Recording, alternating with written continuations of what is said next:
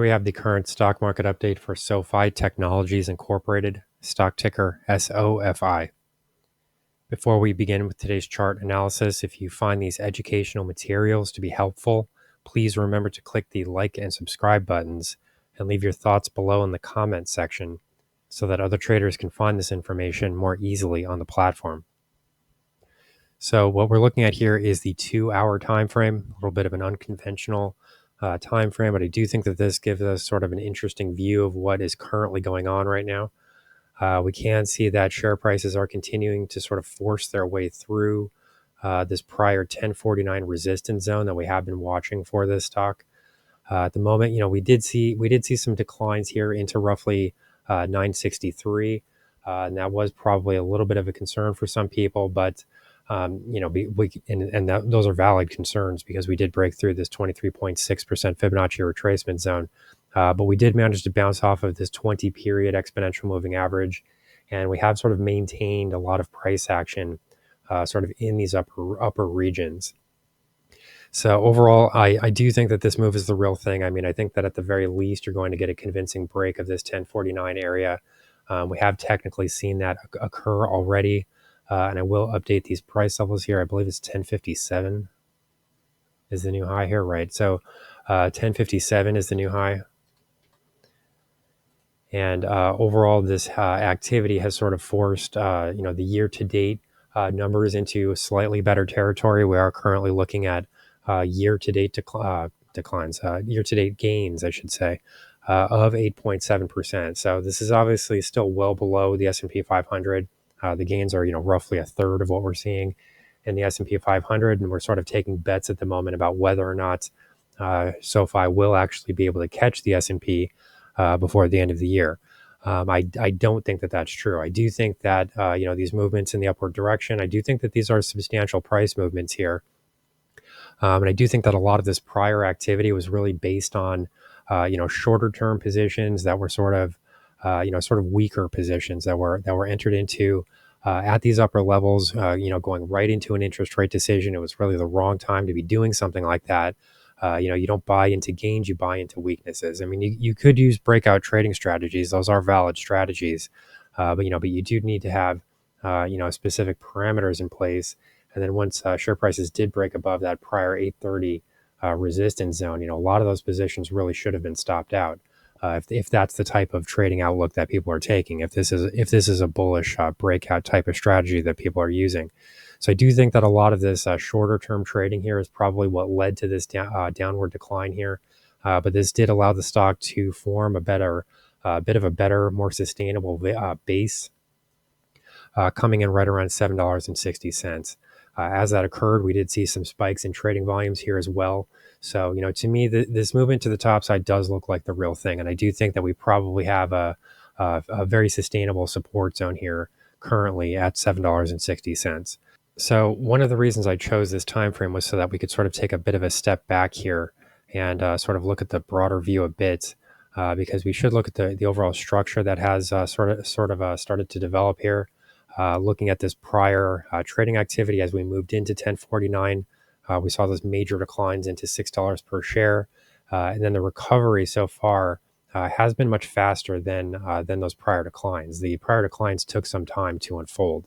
If we go back to the last time we were seeing the stock trade at these levels, this would have been at the end of December 2023. So at the moment, we're just now starting to recover those losses. And I do think that it's important to note here that these uptrends here have occurred much more quickly than those downtrends took to complete themselves. So this was a much longer process than what we're seeing now.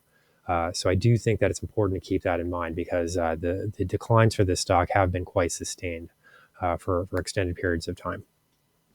So from here, what are we exactly looking at? A break above this 1049 area then does give us the next price target, which would be roughly the July 2023 highs, which came in at 1170. So that does give us sort of an upside price target here. This really was sort of a spike high. And as we can see here, this is another price level that really was not sustainable when it was seen previously. There's not a lot of chart action in this region here. We did have a prior resistance zone, which came in right around $10.20. We saw a break above that area, but the stock was not able to sustain this region for a very long time. So, I'm not necessarily saying that this would happen again, but this is something to watch for here near term. And if we are able to sort of, maintain sort of a consolidation period, say between roughly $10 and 11.20 or so, that would then give the stock an opportunity to form a better long-term base in ways that don't really resemble the share price action that was seen previously, because there was really a rejection here at 11.70. And then the share price did fall to below $6.50 before we started to see a recovery, and then the recovery that did occur unfolded in a sequence of lower highs. So just something to keep in mind there. To close the video, we will look at the indicator readings here just to get a sense of where the momentum is currently centered. And I would make the argument that this is mostly bullish here that we're seeing. Let's get rid of this. So most of the activity here, I would definitely say, is centered in the upward direction. We have seen some brief spikes lower here, but overall, this is an uptrend reading in momentum that has now been tested on many occasions. At least 5 different times this area has been tested, and it is a very stable uptrend reading here. So, it's not something drastic or dramatic, like this or something like that. This is a very stable uptrend line, and share prices would really need to enter back into oversold territory on this 2-hour time frame in order to break that positive condition. We really don't see anything in the negative territory at the moment. There have been some prior movements here, but they've all been broken to the top side. We can also point to something like this. So all this trend activity has broken here. So this does suggest that it doesn't currently influence share prices in a major way. And overall, I would say that this is a positive indicator reading at the moment.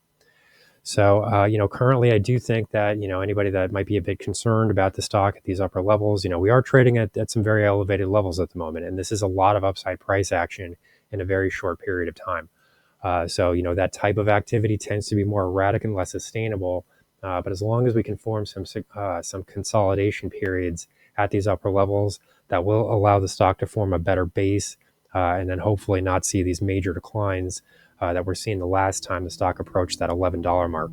So here's the current market update for SOFI Technologies, stock ticker SOFI.